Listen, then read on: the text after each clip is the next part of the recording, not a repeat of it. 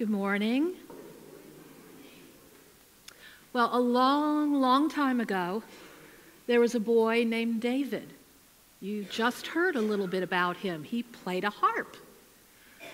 He was also the youngest of 8 sons. Can you imagine having 7 older brothers?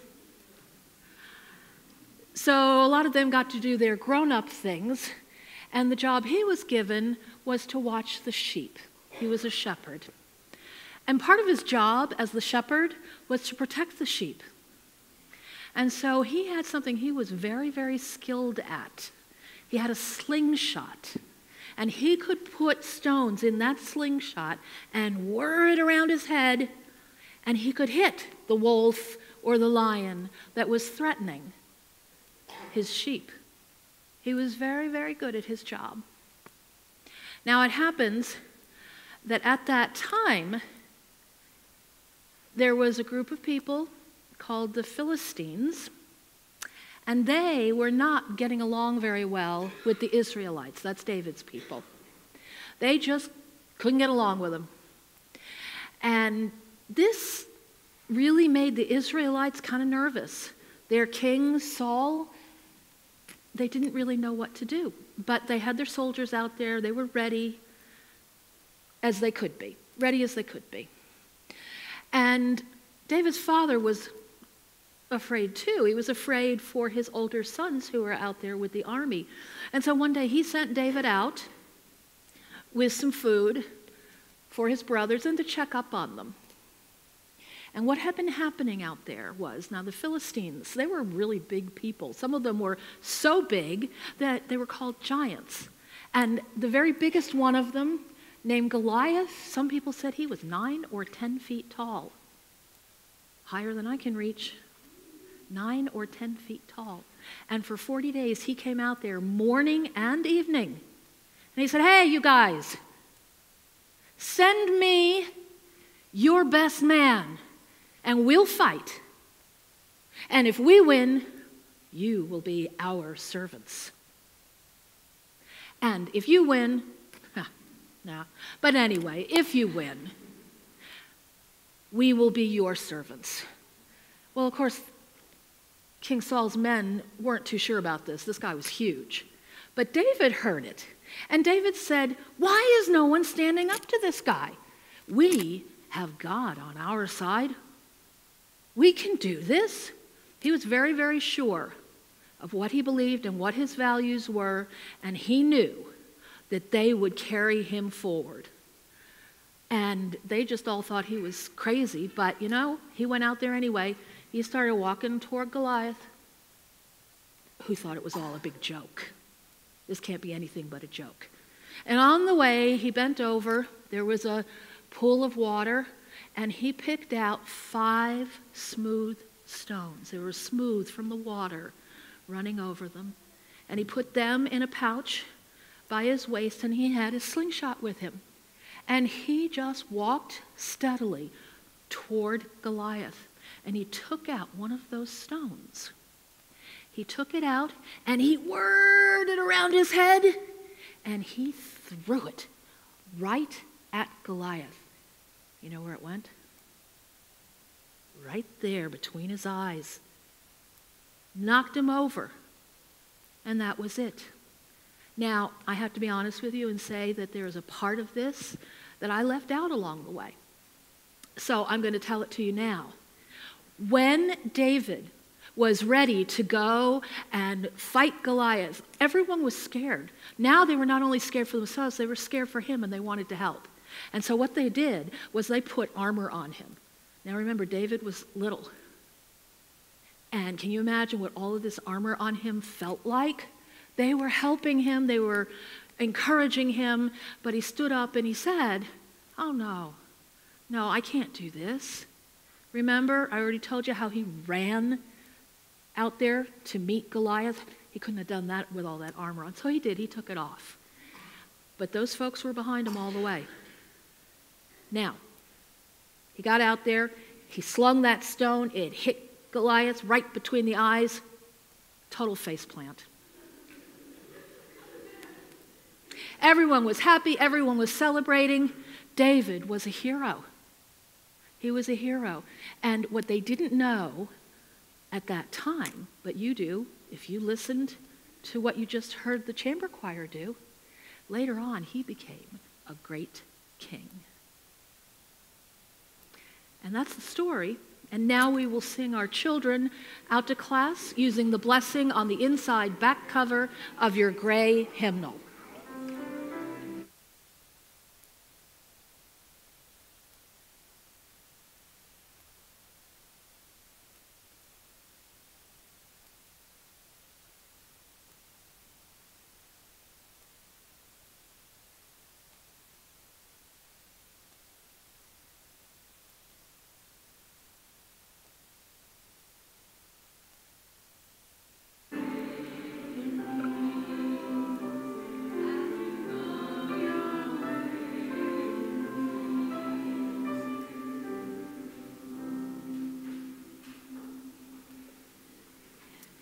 Good morning. My name is Sarah, and I'm the intern minister of this congregation, and it's a pleasure to welcome you into the sanctuary and to those joining us online to worship this morning. In order to reach a wider community than those able to be physically present on Sunday, portions of our 9 a.m. service are live streamed and available on YouTube and on our website at thefun.org. Before I continue, let me remind you to silence your cell phones. As Unitarian Universalists, our spiritual paths vary, but in this congregation, we have made a covenant together. We affirm our interdependence, celebrate our differences, and work for justice. We deepen our relationships as we create a compassionate, welcoming community, nurture spiritual growth, and act on our values in the broader world. I want to extend a special welcome to visitors worshiping with us this morning. We ask that you wear the paper name tags because it helps us to get to know you better. If you are seeking a spiritual home, we hope that you may find it here. Whether you are new to Unitarian Universalism or just visiting from another UU congregation, we invite you to stop by the welcome table after the services to have questions answered. People become members of this congregation by signing the membership book and supporting the churches with their time and finances. If you are considering joining the church, please talk to our assistant minister and welcome team lead, Holly Miller. Following the service, we hope that everyone will enjoy coffee and fellowship in the social area, where you'll find information about current opportunities for engagement and reflection. There are a number of announcements in the weekly bulletin that I hope you'll take home and read, but I have one more. Adults in their 20s and 30s are invited to the Young Adult Luncheon Retreat in Classroom A after the second service today. Come discuss what you need and want from the young adult group and from your church community. Lunch will be provided, including vegetarian and gluten-free options.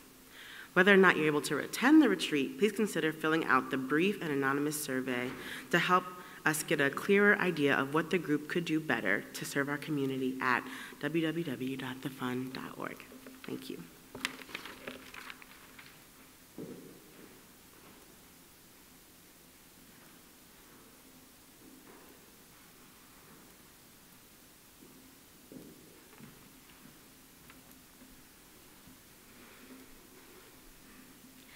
We enter this sanctuary with joys and concerns that we carry with us from our everyday lives. We come in with both happiness and grief, gratitude and anger, relief and anxiety. We come here to form a community that holds one another. And at this time, you may come forward and the lay minister will help you light a candle for the joy or concern that you carry within. If you would like this joy or concern to be shared with the congregation, you're welcome to write it out on the yellow slips of paper that you'll find in your pews and bring them forward to me to be read. May this be a time when you are present with your whole self.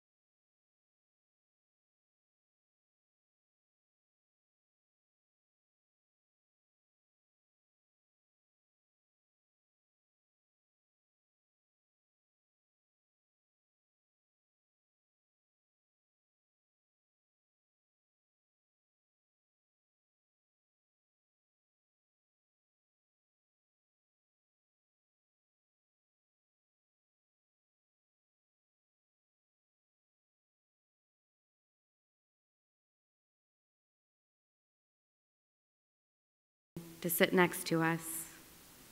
Spirit of courage, embolden us as we move forward through uncertainty, and let us feel the hands of our community as we contemplate what we fear. Spirit of community, let us feel both the joy and the sadness amongst us, knowing that our communal celebration and mourning makes each of us stronger. And as we move through the world, let us know that we are never alone.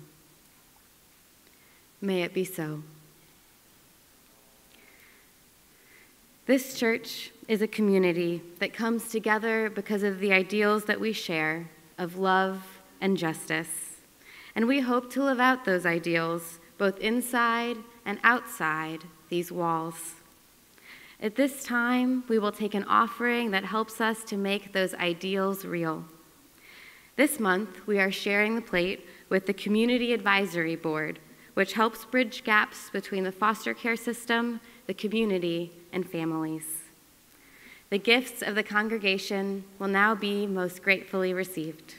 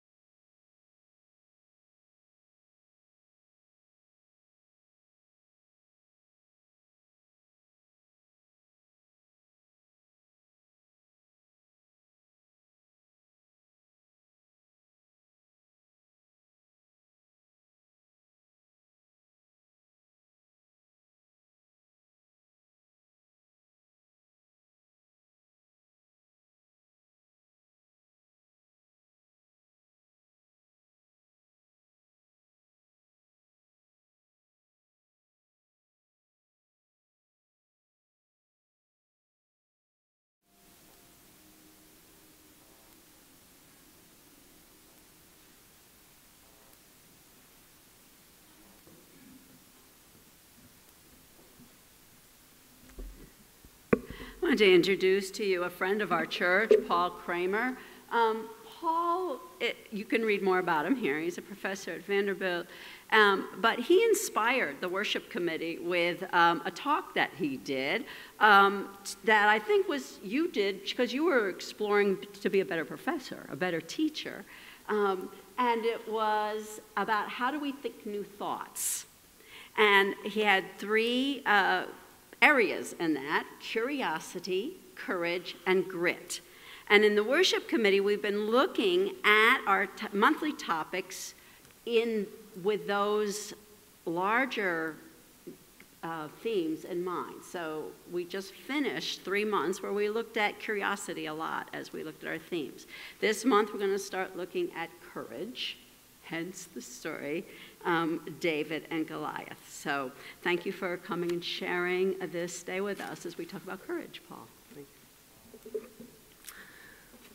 So the reading I'm going to offer is by David White, and it's an excerpt from his book Consolations, which is a book that every time I read it, it just blows my mind with its depth and its wisdom, and I highly recommend it. So this is the entry from that volume called Courage. Courage is a word that tempts us to think outwardly, to run bravely against opposing fire, to do something under besieging circumstances, and perhaps above all, to be seen doing it in public, to show courage, to be celebrated in story, rewarded with medals, given the accolade. But a look at the linguistic origins is to look to a more interior direction, towards the word's original template, the Old Norman French, the word coeur, or heart. Courage is the measure of our heartfelt participation in life, with one another, with community, with a work, with a future. To be courageous is not necessarily to go anywhere or to do anything except to make conscious those things we already feel deeply, and then to live through the unending vulnerabilities of those consequences. To be courageous is to seat our feelings deeply in the body and in the world, to live up to and into the necessities of relationships that often already exist, with things we already find we deeply care about, with a person, a future, a possibility in society, or with an unknown that begs us on and has always begged us on. To be courageous is to stay close to the way we are made.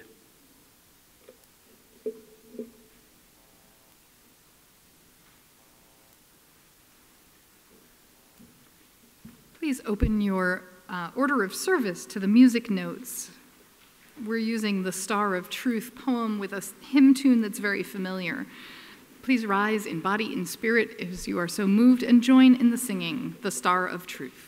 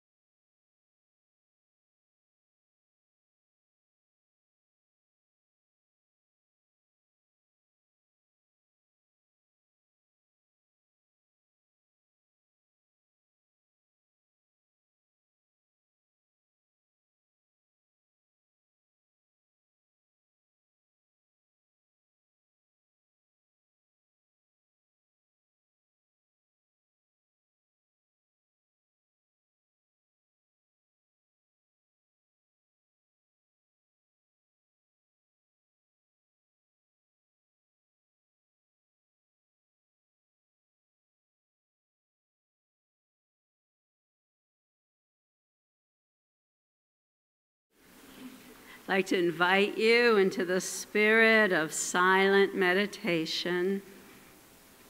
These words by the Reverend Kristen L. Harper, which will lead us into silence. I do not wish to breathe another breath if it is not shared with others.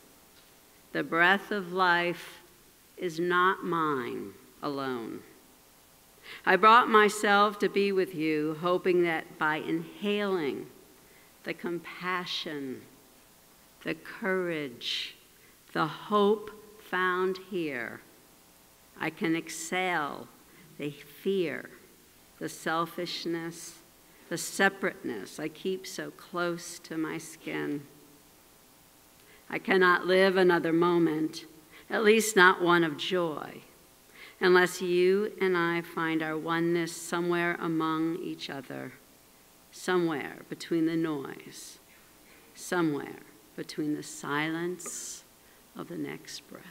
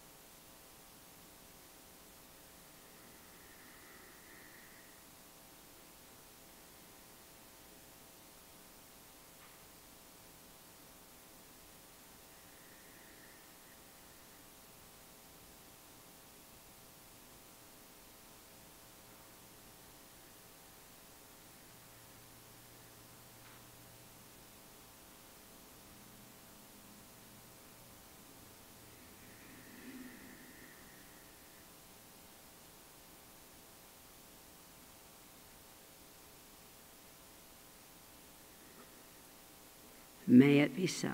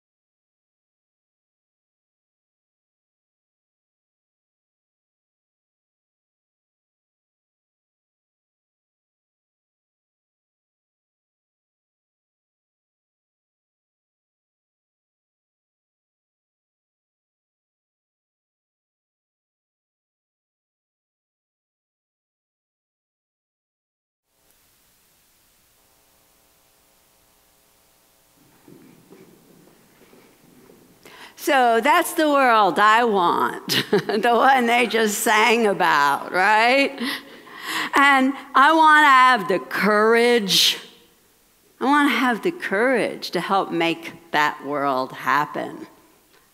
So some of us were looking at David and Goliath thinking, well, there's a story, an old story that we should all know just because it's in literature and films and stuff. It's part of our cultural heritage. And so what does it teach us about courage?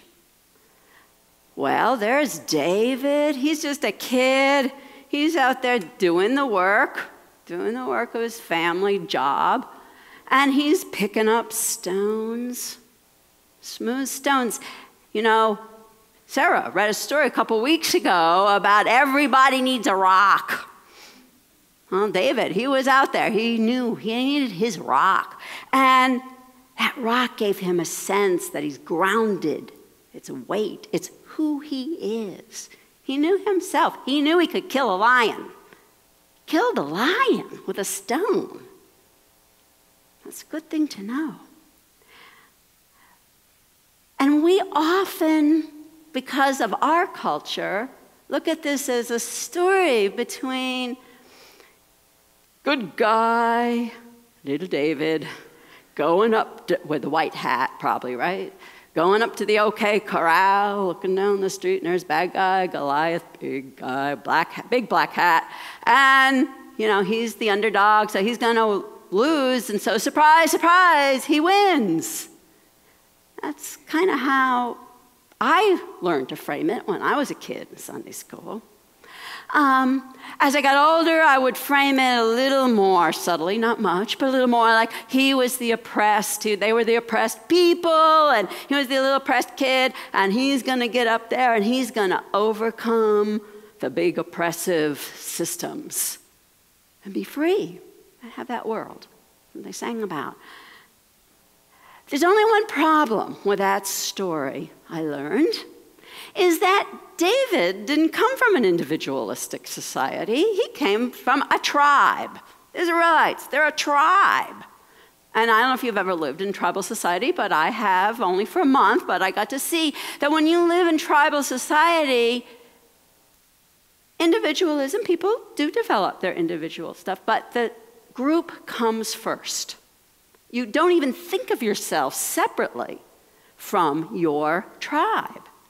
And so, when I look at the story that way, I see one reason David knew himself is that he knew what work he had to do to help his family. And that gave him a sense of dignity and worth. And he knew how he could help his dad and his brothers by bringing them food.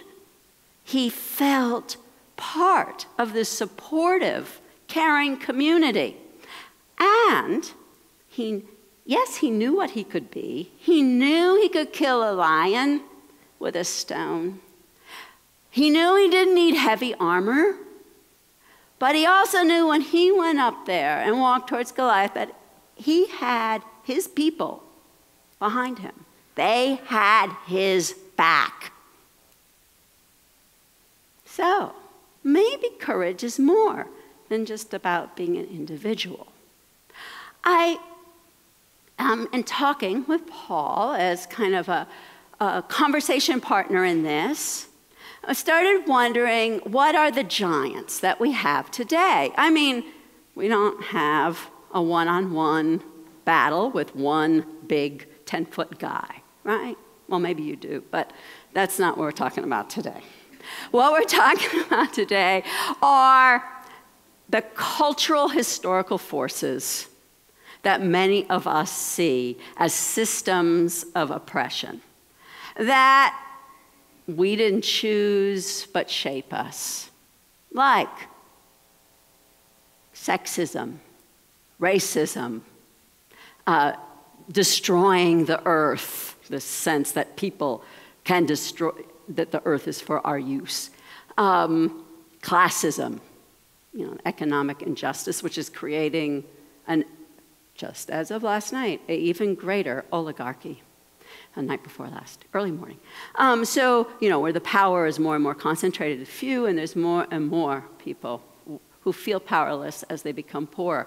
So these are the kinds of giants that I look up at, and I don't really see them as separate giants anymore, because as we become more aware, we see how intersectional they are, how they really support each other, and it feels then like this, quite honestly, like this gigantic, huge monster. That's why I think there's so many movies about these big, giant monsters engulfing the whole world. It's gone. I mean, it just feels that big sometimes. So where do we find courage in that place? Well, as Paul read to us, courage is simple in some ways. It's putting our whole heart out there. And actually, I was reading in the Latin, it originally meant speaking your truth to power, really. It was something that all of us try to gather up the courage to do sometimes. But it's all of you putting your whole self out there, like the hokey pokey, right? Put your whole self in, put your whole self out, okay? So, but to understand it better, Paul suggested we look at what courage is not, right? So courage is not being fearless. Now, I know that. I know that when people tell me I'm being courageous, I'm just as afraid as when I don't do something courageous. The fear is there. It's just when you go out there and actually do it anyway. One thing that courage is not, it's not a value. In other words, Goliath and his tribe had their values. The Philistines actually were a really cool culture, and I really had nothing against them personally. So he was being courageous for his values. They were different than David's values. So they're not values. And courage is not an individual personality trait. Okay, so it's not like I'm introverted, I'm extroverted, I'm courageous, I'm afraid, right? It's more like we all are who we are and could put that out there and stand up for what our values are, fully and completely put our whole self in. But we do that embedded in a society, in a community. And we need some simple things to be courageous. We need respect from other people. In other words, yeah, I respect your whole self. And that gives us courage. Even when they disagree with us, we need that respect. We need support. Whenever I'm courageous, it's because I know I have a lot of people who've got my back. It's as simple as that. I need that support. I am a chicken without it. Okay? And we need affirmation. We need somebody to say, that's good. Or celebration even, when we all have a win together. Okay? So we're suggesting today, Paul and I, that courage is a social event. It's something we do together and can help each other do. So we need communities of courage, courageous communities, to be able to stand up to these huge giants, which are made of hundreds of years of communities, so it's not surprising. So what does that mean? How do we build courageous communities? Now, communities are messy, right? Human relationships are messy, and we do not live in a tribal community, do we? What different points of view we have, what strong opinions. Every one of us has had experiences both of joy and learning and gifts that we bring to the table, but we've also been wounded and hurt and oppressed and felt powerless in ways that shape how we long to put ourselves out there. And they're all part of our culture, but we have had at least 2 generations where political organizing and volunteer associations like a church have been more and more individualized. We call it identity politics, for instance. Now, there's a lot of good things about that. A lot of good work has happened. But if we assume that the only way we're going to fight these giants is to have, the feminists doing the Me Too people doing that, separate from the oligarchy of the control of the power that people have with money in this culture, separated from racism, we're never going to get there. So, give you an example. We belong to an organization, this congregation, called NOAH, Nashville Organized for Action and Hope. We had our yearly public meeting, which is a big meeting where people from all 60 organizations come together. There was 1,500 there. 60 of you were there. Raise your hand if you were there. Yeah, see? And that 1,500 people represented about 1,500 people in this city. And so everything we presented was stuff we all agreed on. So it sounds like we're all really together, right? And on those things we were. But what you don't see when you go to the big public meeting is all the meetings in the task forces and on the exec and on the board, where when you have 1,500 people coming together and representing, you have differences of opinion. And sometimes it takes incredible courage to talk about them. I feel like when I go to the exec meetings, I have to be courageous and speak truth and listen to truth. So, for instance, we've had to, really talk about in painful ways when some of the women felt really put down by some of the men. We all have the same shared goals. We all want justice. But we had to talk about that. We had to talk about when some of the African Americans felt really, really almost like infantilized by some of the white leaders. Oh, difficult conversations. And then we have all classes in this group, from managerial people to the poorest of the poor to unions. Difficult conversations about how can we work together for economic justice. So, Paul, it's your turn now. I'm passing this on to Paul. He's going to help us figure out how to deal with this. No problem. No problem. So I don't have the courage to walk around. I'm still working on that myself, so I'm going to stay in a more comfortable territory here.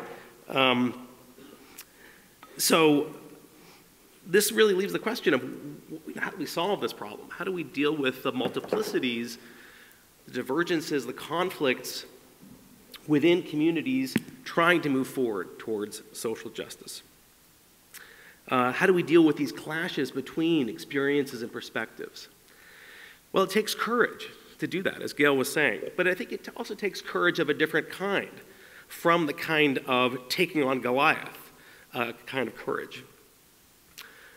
Taking on institutionalized class, gender, racial power, we could say, involves taking on the outer Goliath, the Goliaths that structure our society in unjust and unequal ways.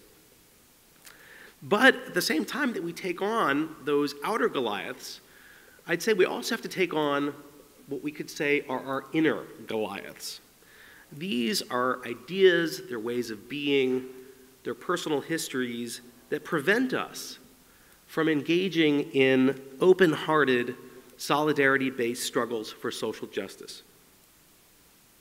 Well, what do I mean by these inner Goliaths? Well, if I do a little bit of introspection, And if I also just engage in a little bit of observation, I think that progressives can tend to share a set of internal obstacles that can tend to make alliance work difficult. So these are the kind of inner Goliaths that I think we have to take on even as we take on the outer Goliaths. So what do I mean by these inner Goliaths? Well, I think we can feel the need to be right and to be righteous. The sense that the issues that we care about, that we take on as our primary agendas, are the right issues, that they are the ones that should define politics, that anything that's coming at politics from a different angle might be divisive, might be distracting. So we might have a kind of personal investment in the idea that we're righteous because we have the right political beliefs, or perhaps because of who we are or what we've been through, that all of these things ground us to give us a sense of invulnerability. But that can be exactly the kind of inner Goliath that can prevent us from being open-hearted, from reaching out, and from listening and engaging in dialogue with others. We can feel the need to go unchallenged in these conversations with our allies. And I think especially to not feel shame or guilt when we're confronted in these kind of communities. Most of all, I think many of us are fearful to not be called out for something, right? To be not called out for who we are, for something we've said, for our beliefs. So there's a real sense of trying to avoid shame that, again, it can kind of lock us in and prevent us from reaching out in the ways that we need to. There can be a sense of, look, if we're all fighting the same battle, we shouldn't be arguing amongst ourselves, right? Which is also, by the way, something you sometimes hear in dysfunctional families, right? The sense that families shouldn't argue, where actually you could say that families are people that argue with each other constantly, right? And do it intimately. Finally, I think we can also feel the need to get credit for what we're doing in fighting social injustice. And I think this is true particularly of progressives who may, in one way or another, have some sort of privileged position, whether racial, right, or class privilege, the sense that this isn't really my fight. I'm not getting anything personal out of this, right? In fact, I might even stand to lose something by virtue of trying to take on these social hierarchies, right? So there's this kind of secret wish to want to get credit or kind of extra credit for joining in battles that, in personal sense, is not really one's own battle. So I think sometimes we can hear and sometimes feel the sense of like, cut me some slack. Isn't the job to fight the outer Goliaths? Now the tough part of all this, of course, is that the outer and inner Goliaths, that is, those structures out in society that are unjust and unequal, and our own sort of hang-ups, our own inhibitions, our own inner struggles are not really separable. If you grow up and live in a profoundly and often violently unequal society, that shapes who you are. It shapes what you think you're about. And it shapes your approach to struggles for social injustice. So the irony is that some of those structures of race and gender and class power become a part of us, and that's hard to shed, regardless of where we're coming in to those conversations. That's hard to leave at the door, right? And I think acknowledging that you're not leaving those at the door can be quite powerful and important. We all come to the struggle wounded in various ways. And we have all wounded others. Some of us have suffered heavier wounds than others. And our inner Goliaths build up around that scar tissue. So what do we do about this? Well, I think we have to ask our inner Goliaths some tough and uncomfortable questions. Why do I need to feel right? Why do I need to avoid feeling shame and guilt? And why do I need to get credit for my actions on behalf of justice? What kinds of actions on behalf of justice would I be capable of if I just wasn't worried about these things? We have to be willing to be vulnerable here, to be willing to embrace our imperfections, and to be open to rethinking our fundamental ideas about who we are, about our society, and about the best ways to get from an unjust present to a juster future. And we have to be willing to forgive. We need to forgive other people their wounds. And we can forgive ourselves for being wounded rather than denying that we've been wounded or shaming ourselves for that fact. Now, this doesn't, however, mean that we get to forgive ourselves either for the things that we've done or for their consequences, even if they derive from some of the ways that we've been hurt. Now, finally, I think we need to acknowledge the fact that we bring very different skills to the struggle, which is a good thing because the struggle for justice happens to need a wide range of skills, and none of us as individuals has all of them. If we think about these as the kind of 5 smooth stones that David brought to the battle, we might think of 5 different kinds of people that the struggle needs. We need organizers, people who understand how to motivate other people, how to mobilize and coordinate, people who understand how activist campaigns work or how to sustain political momentum. I think of these as people who know how to remember names and faces in terms of their basic skill set, right? So these are the organizers. We need builders. These are more institutionally centered folks who can either transform social and political energy coming from the grassroots into new institutions, whether governmental or nonprofit institutions, or to work inside existing institutions to transform them for the better. So these builders, I think, are people who are good at spreadsheets and budgets. We need healers. These are people who tend to our wounds, physically and spiritually. These would be medical personnel, first responders, social workers, therapists, and ministers. These are people who are good at listening and also people who don't faint at the sight of blood. And we need storytellers, griots, artists, songwriters, teachers. These are people who tell us who we are, who ground us in a sense of history and provide us narratives that can guide us forward, ethically and politically. Storytellers are people who don't get stage fright. And finally, we need questioners. These are agitators, provocateurs, professional pains, who ask tough, uncomfortable questions about ourselves, including about the myths that we use to guide ourselves. These are people who are going to say, yeah, but what about this? Who are willing to say things that lead to a kind of awkward silence, but then a few minutes later shift the conversation. As individuals, we can't be all of these things, which is why we need to build our courage, to build our hearts together in order to bring the giants down.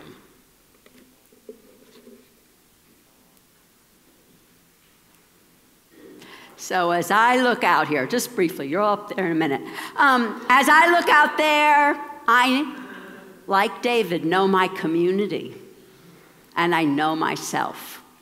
I know that I am not an organizer. Sometimes I can be a builder. Mostly I'm a storyteller.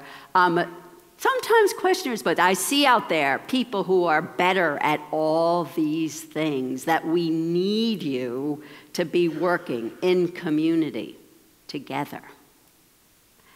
And I know that this is a community committed to knowing each other with respect, with support, and with celebration.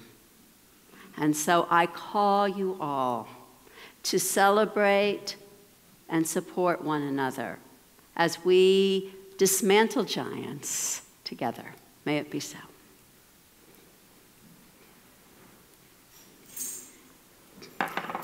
Please open the turquoise hymnal to number 1017. We are building a new way, and rise in body or in spirit and join in the